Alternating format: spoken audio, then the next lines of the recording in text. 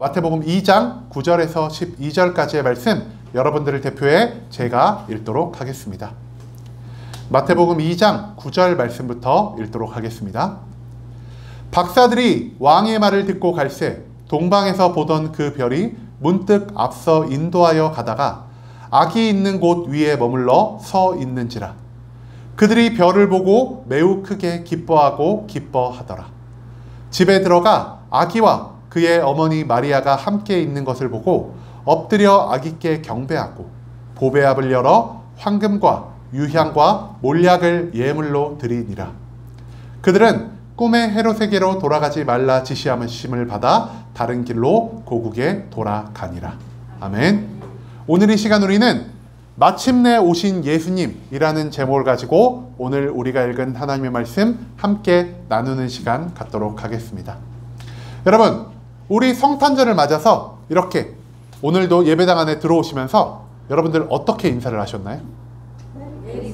한국인인데도 불구하고 우리가 무려 영어로 인사를 했습니다. 굉장히 영어를 잘하시는 분들이 많은 것 같습니다. 그런데 여러분, 이 메리 크리스마스, 혹시 이 메리 크리스마스의 완벽한 뜻에 대해서 알고 계신 분 있으신가요? 그냥 우리가 평상시에 한 요쯤 됐으면 한 12월 중순쯤부터 만나는 사람한테 메리 크리스마스 하면 되겠다. 그리고 가게마다 메리 크리스마스 또는 메리 엑스마스 이렇게 써놓으니까 의뢰이 우리가 그렇게 인사하면 되겠구나라는 생각을 하고 있는데요. 오늘 이 성탄절을 맞아서 우리가 가장 먼저 이 메리 크리스마스가 뭔지 함께 나누는 시간 갖기를 소망합니다. 메리 크리스마스. 이 메리 크리스마스란 인사는요, 총 3개의 단어로 구성이 되어 있는데요. 처음에 메리라는 단어가 있고요. 그 다음에 크리스가요, 사실 크라이스트 이것의 줄임말이고요. 그 다음에 마지막 마스가 있습니다. 메리라는 뜻은요, 기쁘다, 즐겁다라는 뜻을 가지고 있고요. 이 크라이스트라는 뜻은 우리가 잘 아는 것처럼 그리스도, 예수 그리스도를 상징하는 이 그리스도라는 뜻을 가지고 있습니다. 마지막으로 이 마스라는 단어는요, 중세 시대에는 미사, 여러분 성당에서 드리는 그 미사 아시죠? 미사라는 의미를 지니고 있었고요. 오늘날 들어서는 기념일 또는 예배란 뜻을 가지고 있습니다. 그래서 이 메리 크리스마스 세 단어를 합치면요, 여러분 예수님의 탄생하신 날을 기뻐하고 즐거워하는 날이 되시기를 소망합니다 라는 뜻을 가지고 있다는 것을 제가 여러분들께 먼저 나누길 소망합니다. 우리가 여태껏 아무 생각도 없이 믿지도 않는 사람에게 메리 크리스마스 하고 인사를 했는데요, 믿지도 않은 사람들에게 메리 크리스마스를 한 것이 어찌 보면은 우리가 그 사람들에게 예수님의 탄생을 함께 기뻐하고 즐거워합시다 라고 말하는 전도의 또 한 가지의 방법이 아니었나 라는 생각이 들기도 합니다. 여러분, 크리스마스는요, 우리가 방금 인사말을 나눈 것처럼 예수님의 탄생을 기뻐하고 즐거워하는 날입니다. 많은 사람들은요, 단순히 이 날을 빨간 날, 내가 일을 하지 않고 쉬는 날로 받아들이는 사람도 있을 것이고요. 아니면 가족들끼리 함께 보내어 오랜만에 우리가 대화도 나누고 교제를 하는 그러한 시간이라고 인식하는 분들도 계실 것 같고요. 또 제가 어제 말씀드린 것처럼 저도 어린 시절에 제가 제일 기뻐하는 날이 2개가 있다고 말씀드렸죠. 하나는 생일, 하나는 크리스마스. 왜냐? 산타클로스 할아버지가 선물을 주니까. 여기도 산타 할아버지 한 분이 오셨는데요. 네, 그분이 선물은 안 가져오신 것 같습니다. 아쉽게도. 네. 이 크리스마스는요, 많은 사람들이 각자의 유익에 따라, 각자의 만족에 따라 시간을 보내는 날이기도 하지만 정확히 말하면 이 날은 이 땅에 오셔서 우리의 죄를 대속하기 위해 자기의 목숨을 거신 그 예수 그리스도의 탄생을 기뻐하는 날이라는 사실을 우리가 기억하길 소망합니다. 그리고 우리가 예수 그리스도의 탄생을 맞아서 모인 이 예배의 시간, 우리는 오늘 예수 그리스도의 탄생에 있어서 발생한 어떠한 사건에 대한 말씀을 나누길 소망합니다. 오늘 말씀에서 등장하는 우리가 가장 주목해서 봐야 할 인물, 어떤 사람일까요? 물론 예수 그리스도가 중심이 되어야 하겠지만 오늘 우리는요, 예수 그리스도보다 이 동방박사 세 사람에 대한 이야기를 함께 나누고자 합니다. 여러분, 박사 하면은 어떤 이미지가 떠오르시나요? 굉장히 똑똑한 사람, 공부를 많이 한 사람, 머리가 하얗고 수염도 좀 여기 명치까지 길러가지고 눈에는 이 세상을 꿰뚫어 볼 수 있는 뭔가 지혜로운 그런 눈빛을 가진 사람들을 우리가 보통 박사라고 생각하지 않으실까요? 그런데요, 제가 이 성경 말씀을 준비하면서 이 박사가 도대체 무엇인지, 이 성경이 쓰여진 헬라어 원어에서 박사를 무엇이라고 표현하는지 찾아보니까요, 이 박사라는 뜻이 사실 우리가 생각하는 박사와 조금 다른 뜻을 가지고 있다는 것을 발견하게 되었습니다. 이 박사가요, 사실 마술사라는 의미를 가지고 있다고 합니다. 또는 과학자라는 의미를 가지고 있다라고 하기도 합니다. 여러분, 이 당시에 마술사는 어떤 사람인가요? 마술사는요, 마술을 부리는 사람, 우리가 사람을 놀래키게 하는 마술을 부리는 사람이 아니라 이 당시에는 다른 신을 믿으면서 그 신에게 능력을 받아서 우리가 상상할 수 없을 만큼의 놀라운 기적을 일으키는 사람을 이 당시에 마술사라고 불렀다라고 합니다. 즉, 동방박사는 어떤 사람이냐? 하나님이 아니라 이방의 신들, 신이 아닌 다른 것들을 믿고 살아가는 자였다는 것을 우리가 이 마술사란 단어를 통해 발견할 수 있을 것이고요. 또한 이 박사라는 뜻은요, 과학자라는 뜻을 가지고 있습니다. 과학자는 어떤 사람들입니까? 나의 지식을 통해, 나의 연구를 통해 세상의 진리를 밝히려는 사람들이 바로 이 과학자라는 사람들입니다. 하지만 여기 앉아 계신 모든 성도님들은 과학자들과 달리 하나님의 말씀을 통해 세상의 진리를 밝혀나가는 그러한 사람들로 저는 알고 있습니다. 여러분, 과학자들은요, 하나님의 말씀을, 그리고 하나님을 알지 못하는 자들입니다. 그렇기 때문에 내가 공부한 것들로, 나의 과학적인 지식으로 이 세상의 진리를 밝히 보이려고 하는 그러한 사람들이라는 사실을 우리가 이 박사라는 단어를 통해 발견할 수 있을 것입니다. 그렇다면은 이 박사들, 마술사, 과학자의 역할을 감당하고 있었던 이 사람들이요, 어디서 왔다라고 성경이 말하고 있죠? 동방에서 왔다라고 말하고 있습니다. 이스라엘 동쪽에서 이토록 큰 과학 문명, 또한 이토록 많은 종교를 가지고 있는 지역은요, 아브라함이 과거에 살았던 갈대아인의 우르 지방, 지금으로 치면 바벨론 지방에 살았던 그 사람들이란 것을 우리가 어느 정도 추측을 할 수 있을 것 같은데요. 이 바벨론 땅에서 이 세 명의 하나님을 알지 못하는 굉장히 똑똑한 사람들이요, 어느 날 하늘 위에 뜬 휘황찬란한 별을 발견하게 됩니다. 그 별을 발견한 다음 이 동방박사 세 사람은요, 저 별을 보니까 왠지 이 땅에서 놀라운 변화를 일으킬 수 있는, 이 땅의 왕이 될 만한 사람이 저 서쪽 어느 지역에 탄생한 것 같다라는 생각을 하게 됩니다. 그렇기 때문에 이 세 사람은요, 황급히 자기들이 챙길 수 있는 가장 귀한 것을 챙겨서 서쪽으로 멀고 먼 여행을 떠나게 되었다는 것이죠.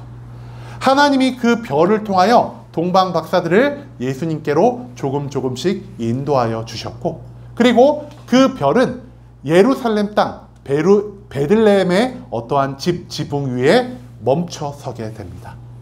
그 별에 멈춰섬을 본 동방 박사들은 그 집으로 다가가 문을 열게 되었고, 그 집에서 탄생한 바로 아기 예수님을 만나게 되었다는 것이죠. 여기에 탄생한 아기 예수님이 있고, 여기에 무릎 꿇은 피부 색깔도 각각 다른 동방 박사 세 사람이 있습니다. 아기 예수를 보자마자 그분이 누구인지도 알지 못하는 가운데서 동방 박사들은 본능적으로 그들의 무릎을 꿇고 몸을 굽힌 채 예수님을 경배를 합니다. 그리고 나서 자기들이 가져온 가장 귀한 예물들, 황금과 유향과 몰약, 여기 제가 빨간색 네모칸으로 친 요 세 가지 예물을 예수님께 바쳐드리고 예수님의 탄생을 함께 기뻐하고 즐거워하는 시간을 갖습니다. 그리고 잠시간의 시간이 흐른 뒤 이 동방 박사들은 천사의 인도함을 받아 예수님 곁에 머무르지 않고 다시 자기들이 살아왔던 그 고향 땅 동방으로 돌아가게 되었다는 것이 바로 오늘 말씀의 전체적인 내용이라 할 수 있겠습니다. 여러분, 그런데요, 예수님의 민족, 예수님은 어느 민족이시죠? 이스라엘 민족이십니다. 이스라엘 민족이시자 이스라엘의 왕, 이 세계의 왕으로 오신 예수님을 왜 동방에서 하나님을 알지 못하고 하나님의 말씀도 알지 못하며 예수 그리스도가 어떤 분이신지도 알지 못하는 이 세 사람이 와서 예수 그리스도께 경배하고 예물을 드렸다는 것을 성경은 왜 우리에게 알려주고 있는 걸까요? 이스라엘 백성이 아니라 이 하나님을 전혀 알지 못하는 동방박사 세 사람이 예수 그리스도께서 와서 경배를 드렸다는 것은 이 동방박사들로 인하여 하나님이 우리에게 알려주고자 하시는 어떤 특별한 비밀이 있기 때문일 것이라는 사실을 저는 찾아볼 수 있게 되었습니다.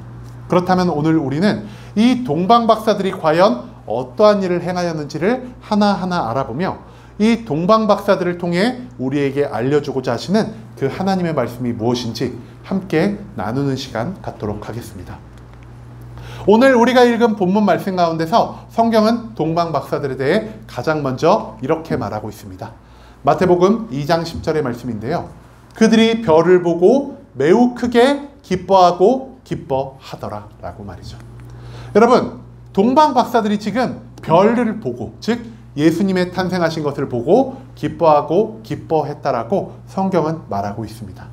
그런데 제가 앞서 말씀드린 것처럼 이 동방박사들은 어떤 사람이었습니까? 동방박사들은요, 이방 사람이었습니다.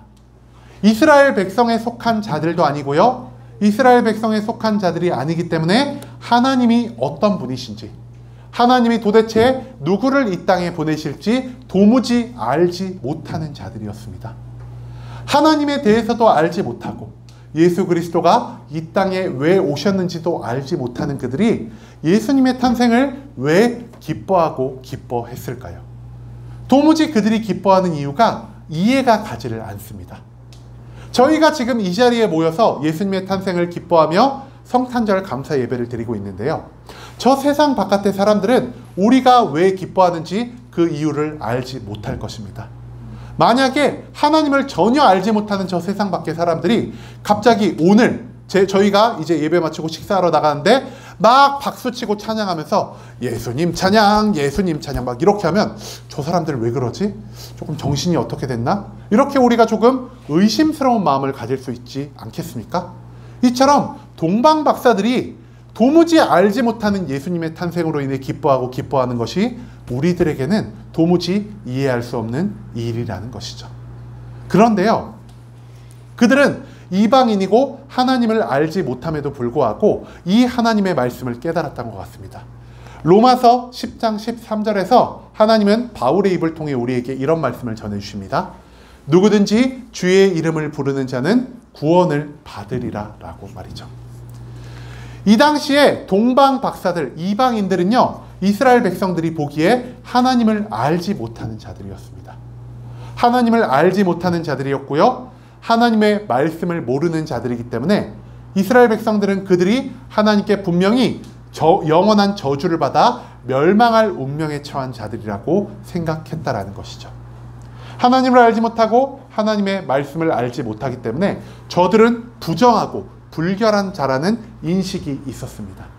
그런데요, 예수 그리스도께서 이 땅에 오심으로 인하여 이 이방인들에 관한 인식, 하나님을 모르는 자들에 대한 인식이 완전히 변화하게 되었습니다. 왜 이런 인식이 변화하게 되었냐? 방금 우리가 읽은 이 말씀처럼 바울은 말합니다. 누구든지 주의 이름을 부르는 자는 구원을 받을 것이다 라고 말이죠. 이전까지 이스라엘 백성들은 착각을 하며 살았습니다. 우리 이스라엘 백성만 하나님께 선택받았고 우리 이스라엘 백성만 하나님을 알고 있었기 때문에 하나님의 구원은, 하나님의 축복은 우리에게만 허락된 것일 거야 라는 이러한 착각 가운데서 그들이 살고 있었다는 것이죠.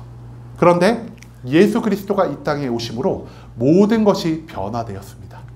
이제는 하나님을 믿지 않는 이 이방인들, 하나님을 모르는 이 사람들도요, 예수 그리스도를 믿는 그 믿음 하나만으로 구원을 얻을 수 있는 놀라운 축복 가운데 살아갈 수 있게 되었다는 것입니다. 예수님을 믿을 수 있는 자격이 없는, 나 스스로의 힘으로는 구원을 얻을 수 없는 이 능력 없는 사람들이요, 단순히 예수 그리스도의 이름을 믿고 그 이름을 부름으로 인하여 구원을 얻는 이 놀라운 삶의 변화 가운데서 그들은 하나님께 기뻐하고 기뻐할 수밖에 없었다는 것을 오늘 이 말씀은 우리에게 가르쳐주고 있다는 것이죠. 여러분, 빌 게이츠 아시죠? 세상에 정말 돈이 많은 사람. 이 빌 게이츠한테 어떤 사람이 1억이란 돈을 갖다 줬다라고 생각을 해봅시다. 빌 게이츠가 이 사람에게 어떤 마음을 가질까요? 뭐 그냥 1억 받았네. 이 사람이 나에게 뭐 요구할 게 있나? 원하는 게 있나? 이런 정도의 생각을 할 것 같습니다. 그런데요, 그 어떤 사람이 여기 앞에 서 있는 저한테 1억을 갑자기 어느 날 딱 갖다 주면요, 저는 어떨 것 같을까요? 이 사람이 나한테 원하는 게 있나? 이런 생각을 할까요, 제가? 절대 그렇게 생각 안 할 겁니다. 나한테 1억을 준다고? 야, 너 필요한 거 뭐야? 말만 해. 내가 1년 동안 너를 위해서 기도도 해줄 수 있어. 그러면서 내가 이 사람한테 너무 감사하고 고마운 마음을 갖게 될 것입니다. 여러분, 이스라엘 백성은요, 예수 그리스도의 탄생을 어쩌면 그렇게까지는 기뻐하지 않았을 것 같습니다. 그렇기 때문에 심지어 그들이 예수님이 메시아란 것을 알고 있었음에도 불구하고 예수 그리스도를 십자가에 못 박는 만행을 저지르지 않았습니까? 그런데요, 이방인들은 조금 다르다는 것이죠. 하나님을 도무지 알 수 없었기 때문에, 하나님의 말씀을 알지 못했기 때문에 구원받을 자격도, 구원받을 능력도 없는 그들은요, 예수 그리스도의 오심이 우리들에게 있어서 단 한 줄기의 빛이었을 것이라는 사실을 우리가 기억하길 소망합니다. 여기에 앉아있는 모든, 여기에 한국인 아닌 분들 한 분도 안 계시죠? 여기 이스라엘에서 태어나신 분 계실까요? 아무도 안 계십니다.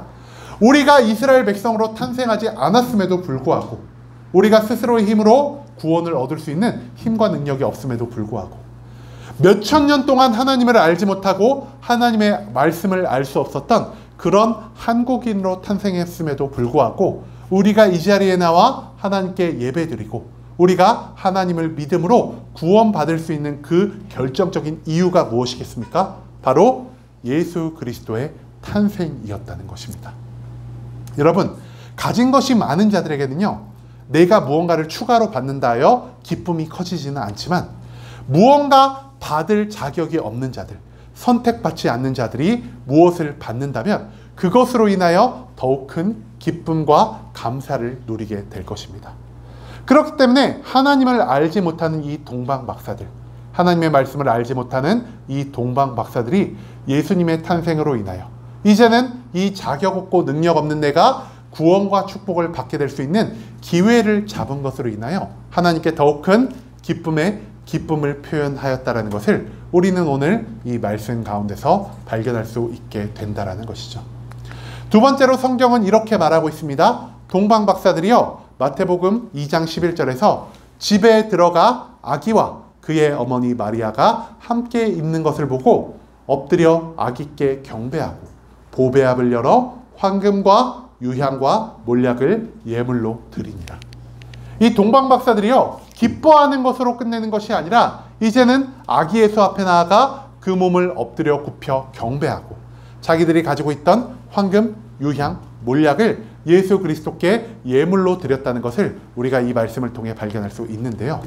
그렇다면은 왜 동방박사들이 예수께 경배를 하게 되었냐? 우리가 이것을 조금 알아볼 필요가 있을 것 같습니다. 앞서도 제가 말씀드렸듯 이 박사, 제가 뭐라고 말씀드렸죠? 마술사 또는 과학자의 역할을 맡는 사람들이라고 말씀을 드렸습니다. 이 사람들은요, 이방신을 믿는 주술사들이었습니다. 마법사들이었다는 것이죠. 그리고 이 사람들은요, 하나님의 말씀을 사랑하는 것보다 이 세상의 지식을 더욱 사랑하는 그런 하나님에게서 벗어난 자들이었다는 것을 우리가 동방박사라는 표현을 통해 발견할 수 있을 것입니다. 그리고 이 사람들이 무엇을 갖고 왔다라고 성경이 적고 있죠? 황금과 유향과 몰약을 가지고 왔다라고 성경은 적고 있습니다. 이 황금에도 뜻이 있을 거고 유향에도 뜻이 있을 거고 몰약에도 뜻이 있을 텐데요. 오늘 우리가 이 세 가지의 뜻을 하나하나 알아가는 것보다 이 세 가지를 뭉뚱그려서 이것이 무엇을 상징하는지를 우리가 알아보길 소망합니다. 황금과 유향과 몰약은요, 이 당시의 사람들에게 있어서 집안 대대로 보관하는, 내 자손들에게 물려주는 무엇과도 비교할 수 없는 나의 삶에 있는 가장 귀한 보물로 여겨지는 것들이었습니다. 이 하나님을 알지 못하는 자들, 예수 그리스도가 무슨 이유로 이 땅에 온지 알지 못하는 그들이요, 예수 그리스도께 엎드려 경배하고 황금과 유향과 몰약, 나의 삶에 있어서 가장 귀한 것들을 지금 하나님께 드리고 있습니다. 여러분, 이것이 도대체 무엇을 의미하는 것일까요? 내가 어떤 대상에게 엎드려 경배한다라는 것은요, 이제는 내가 여태껏 믿어왔던 모든 것들을 내가 내려놓고 새로운 것들을 믿고 살아가기를 결정했다라는 것을 의미합니다. 즉, 이제 세상의 여러 다른 신들을 믿고 살아가던 이 동방 박사들이 하나님의 말씀보다 나의 지식과 지혜를 더욱 사랑하며 살아가던 이 동방 박사들이 이제는 자기의 믿음의 대상을 세상의 지식이 아니라, 세상의 여러 신들이 아니라 오직 예수 그리스도 한 분만으로 변화시켰다라는 것을 우리가 이 경배의 모습을 통해 발견할 수 있게 되었다라는 것이고요. 또한 이들이 세상에서 가장 중요하게 생각하는 나의 목숨과도 바꿀 수 없는 이 황금과 유약과 몰약이라는 이 보물들을 예수님께 예물로 바쳐드렸다는 것은 무엇을 의미할까요? 이제는 이 세상의 모든 소중한 보물들보다 예수 그리스도가 더욱 귀하게 여기는 삶을 내가 살아가게 되었다는 것을 의미한다라는 것이죠. 예수 그리스도께 경배하고 그분께 예물을 올려드림으로써 이제 동방 박사들은요, 내 삶의 중심이 세상의 신이 아니라, 내 삶의 중심이 세상의 지식이 아니라, 내 삶의 중심이 내가 귀히 여겼던 그 수많은 보물들이 아니라 이제는 예수 그리스도 한 분으로 변화되었다는 것을 그들의 경배를 통해 우리는 알 수 있게 되었다는 것입니다. 이제 그들은요, 세상의 신들을 섬기지 않게 되었습니다. 이제 그들은 세상의 지혜를 쫓지 않게 되었고, 세상에서 귀하게 여겨지는 수많은 것들을 보물로 여기지 않게 되었습니다. 이제 그들이 가장 중요하게 생각하는 것은 예수 그리스도가 되었고요. 이제 그들이 믿고 살아가는 것은 예수 그리스도가 되었고요. 이제는 그들의 삶의 중심 가운데 자리 잡고 있는 것이 예수 그리스도가 되었다라는 것입니다. 이제 그들은 더 이상 동방 박사로 부를 수 없을 것 같습니다. 왜냐? 그들이 더 이상 다른 신을 믿으며 마술을 행하는 자로서의 삶을 포기했기 때문에. 이제는 그들이 자기의 지식을 의지하며 하나님 외의 것들로 세상의 진리를 밝히려는 그 모든 것들을 버려두었기 때문에, 그리고 자기가 내려두고 버려둔 그 모든 자리에 예수 그리스도를 나의 삶의 중심에 모셨기 때문에 이제 더 이상 그들은 동방 박사가 아니라 동방 성도로 불려야 함이 마땅할 것이라는 사실을 우리가 기억하길 소망합니다. 이렇게 예수 그리스도께 나의 삶의 모든 것들을 바쳐드리고 내가 경배하고 찬양하며 예수 그리스도와 함께 기쁘고 즐거운 시간을 보낸 동방 박사들. 그런데 그들은요, 예수 그리스도의 옆에 평생을 함께 하지 않았습니다. 성경은 마태복음 2장 12절에서 동방 박사들에 대해 마지막으로 이렇게 언급하고 있는데요. 그들은 꿈의 헤롯에게로 돌아가지 말라 지시함을 받아 다른 길로 고국에 돌아가니라 라고 적고 있습니다. 그들이 지금 어떻게 하였다고 말하고 있죠? 고국으로 돌아갔다라고 성경은 기록하고 있습니다. 여러분, 동방 박사들은요, 예수 그리스도께 자기의 모든 마음을 다해, 모든 재물을 다해 경배하고 찬양했음에도 불구하고 다시 자기가 살던 그 고향 땅으로 돌아갔습니다. 여러분, 우리가 예수 그리스도를 무엇으로 생각하고 있죠? 왕으로 생각하고 있습니다. 그리고 많은 이 당시에 살았던 이스라엘 백성들은요, 예수 그리스도를 이스라엘의 왕이자 이 로마의 압제 가운데서 우리를 구원해 주실 이 인간의 왕이라고 생각하며 살아왔습니다.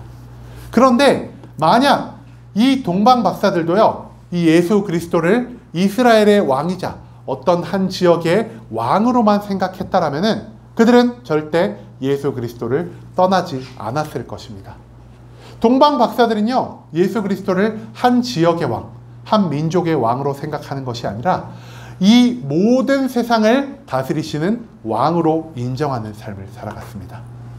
여러분, 그렇기 때문에 예수 그리스도가 이 땅에서 사람들의 방법으로 이스라엘을 다스리시는 것이 아니라 하나님의 방법으로 온 세상을 통치하신다는 사실을 이 동방 박사들은 본능적으로 깨달을 수 있게 되었다는 것이죠. 여러분, 제가 만약에 내일부터 사업을 시작한다라고 생각을 해봅시다. 여기 있는 사람들 모두를 데리고 제가 사업을 해서 만약에 5년 후에 제가 사업에 엄청나게 큰 성공을 거두게 되었습니다. 그렇다면은 여기에 저와 사업을 처음 함께 시작한 사람들과 기쁨과 재물을 함께 나눌까요? 아니면은 내일 입사할 신입사원들과 제가 함께 기쁨과 재물을 나누게 될까요? 여기 있는 사람들, 처음부터 나와 함께한 사람들과 나의 재물을, 나의 성공의 기쁨을 함께 나누지 않겠습니까?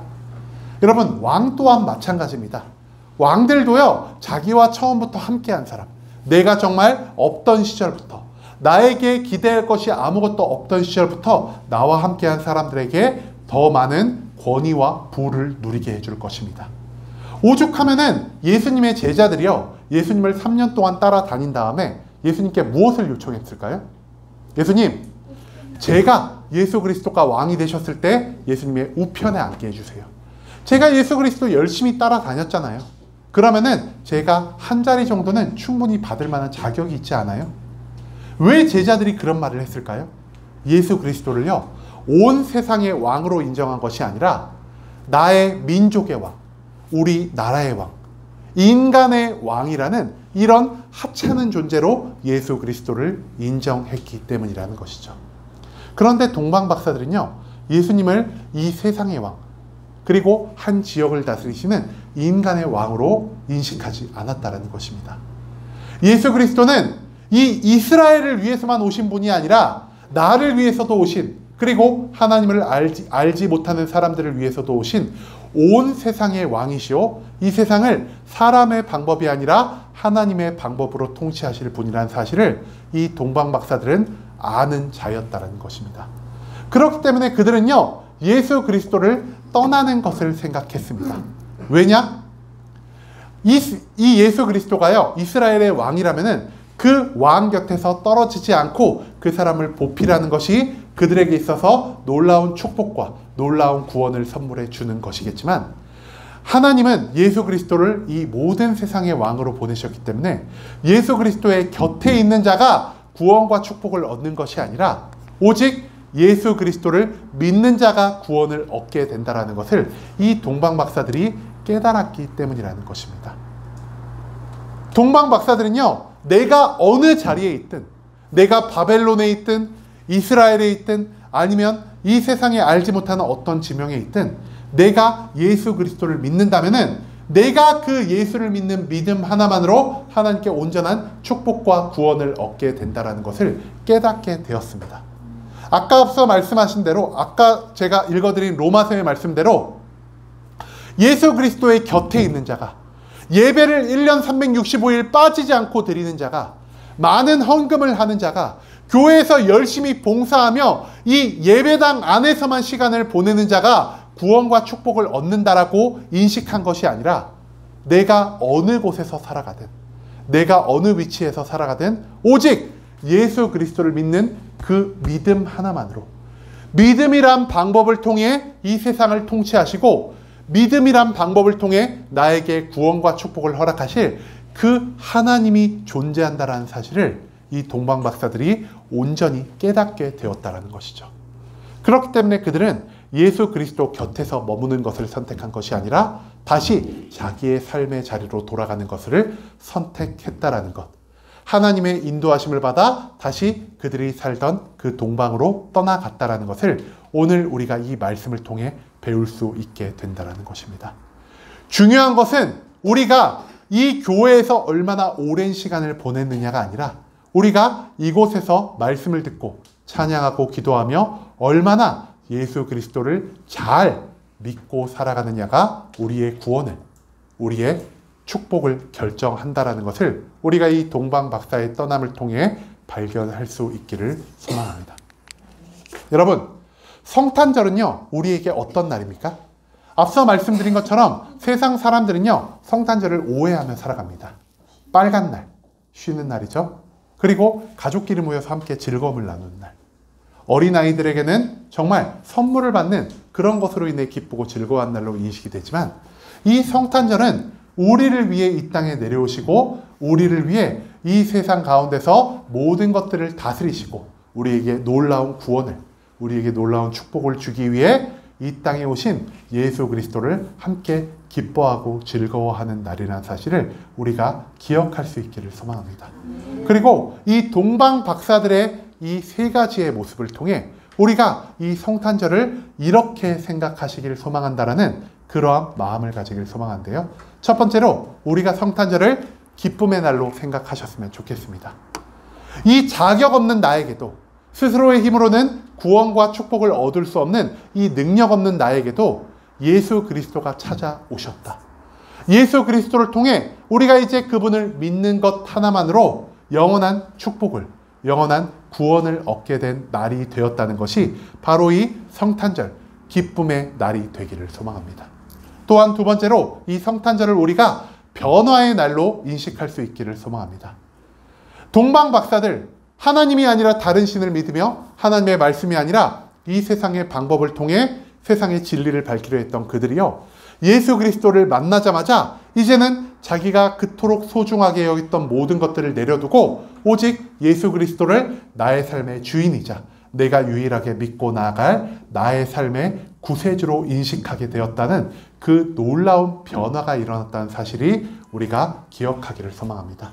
이 성탄절의 날은요, 예수 그리스도를 믿는 그 믿음으로 인해 나의 삶을 온전히 변화시켜가는 날이라는 사실을 우리가 이 동방박사의 이야기를 통해 기억하기를 소망합니다. 마지막으로 이 성탄절은요, 믿음의 날입니다. 내가 지금 예배당 안에 있든, 내가 지금 예배당 밖에 있든, 내가 예수 그리스도를 10년을 20년을 믿었든, 내가 오늘 처음 교회에 나왔든, 그런 것들은 중요하지 않습니다. 정말 중요한 것들은 내가 교회를 얼마나 오래 다녔는지, 내가 신앙생활을 얼마나 오래 했는지가 아니라 예수 그리스도를 믿는 믿음만으로 내가 구원받을 수 있고, 예수 그리스도를 믿는 믿음만으로 내가 하나님의 축복을 얻을 수 있다라는 이 나의 믿음, 예수 그리스도를 믿는 이 믿음을 온전히 점검하는 날이 바로 이 성탄절의 날이 되기를 소망합니다. 성탄절은 더 이상 우리에게 휴일이 아니라, 가족과 함께 교제를 나누는 시간이 아니라 산타클로스로 인해, 그리고 특별한 이벤트로 인해 기쁨을 누리는 날이 아니라, 이제는 우리에게 있어서 성탄절이 기쁨의 날, 변화의 날, 믿음의 날이 될 수 있기를 소망합니다. 여러분, 동방박사와 같이 우리 또한 하나님을 알지 못하는 자들로 세상 속에서 세상의 기쁨과 즐거움을 누리며 살아가는 그러한 자들이었습니다. 하지만 우리를 위해 예수 그리스도가 이 땅에 오셨기 때문에, 그리고 이 성탄절 예배를 통하여 우리가 예수 그리스도를 만난 후 우리 삶에 어떠한 변화가 일어나는지에 대해 배울 수 있었기 때문에, 이제는 우리가 이 성탄절을 예수님을 만나는 기쁨의 날로, 예수님을 나의 삶의 주인으로 인식하는 변화의 날로, 그리고 마지막으로 내가 예수 그리스도를 믿는 참된 믿음이 내 안에 있는지를 점검하는 이 믿음의 날로 성탄절을 대할 수 있기를 소망합니다.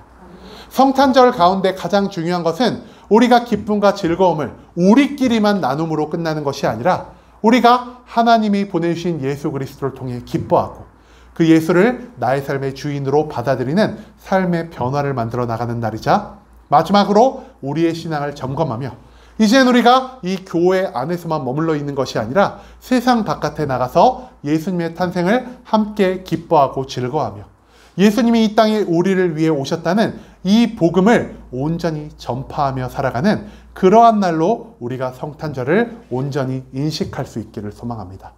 예수님이 이 성탄절 날 우리에게 주시는 기쁨과 변화와 믿음을 통해 이제는 우리가 세상 밖으로 나아가 이 기쁨을, 이 변화를, 이 믿음을 온 세상 사람들에게 전하며 살아갈 수 있는 순복음 함께하는 교회 모든 성도님들이 될 수 있길 간절한 마음으로 소망하겠습니다.